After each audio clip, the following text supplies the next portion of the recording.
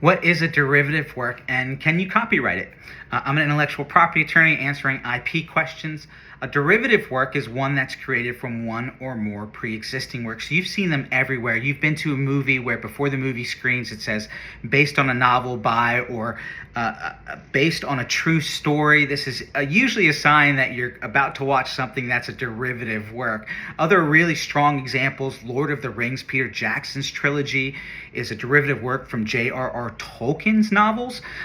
Furthermore, all the merchandise that comes from a movie like Lord of the Rings is going to be derivative. Video games, figurines, really anything you see of that in that vein that's using the same characters, likenesses, or related to the plot in some substantive way is going to be a derivative work. West Side Story is another example of a derivative work that is derived from Shakespeare's Romeo and Juliet, which is interesting because many people don't see that when they first watch it, but it's a cultural adaptation of Shakespeare.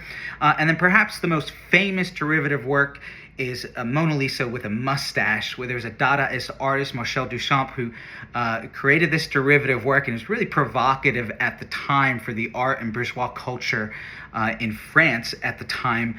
And so those are examples of derivative works, but really you see them everywhere. Some of them are easier to spot than others. Some of them you wouldn't know unless you saw the actual source information.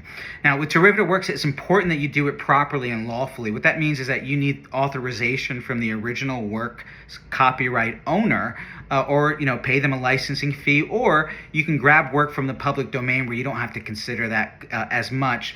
But without doing that, you're likely going to commit infringement, because under U.S. copyright law, this is 17 U.S.C. 106, to prepare derivative work as part of the exclusive bundle of rights that a copyright owner enjoys.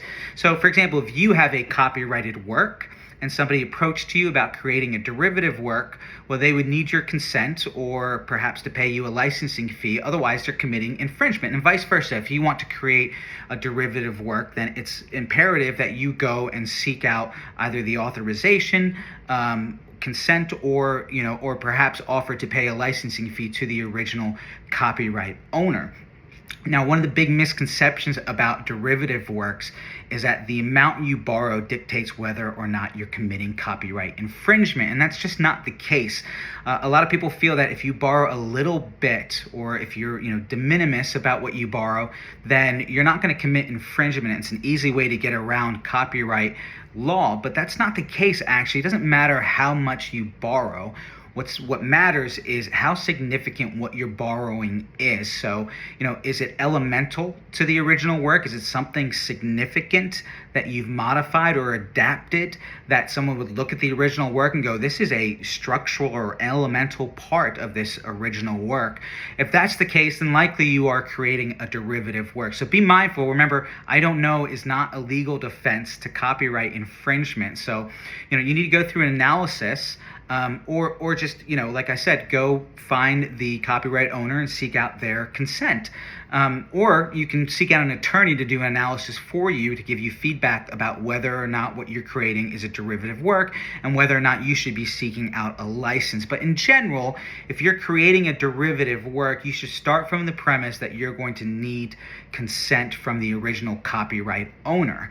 Now, as far as copywriting derivative works, you can copyright derivative works, but what's interesting is when you copyright a derivative work, you can only copyright it to the new elements that you've created. The original copyright is there for the original work, and that stays separate. So you have perhaps you have a derivative work, one work that has perhaps two or more separate copyright terms. You have the original work's copyright term, and then you have your new elements, your new additions copyright term as well. So you have two terms that are going to fall into the public domain at two separate times. So, if you think you could be clever and kind of extend a copyright term just by creating a derivative work, that's not the case, actually.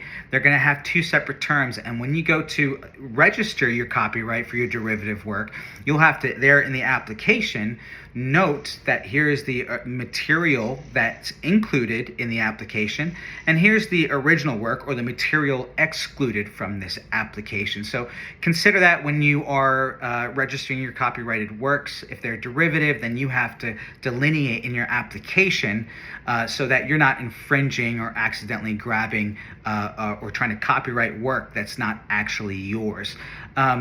If you want to know more, the Copyright Office is amazing. They have these circulars, which are these tremendously helpful, informative documents. They're usually just a few pages long, and they're dense with information. For derivative work, it's Copyright Circular 14, which I'll make sure to copy and paste the link into the captions or comment section below, and that's it. That's a derivative work, and yes, you can copyright it.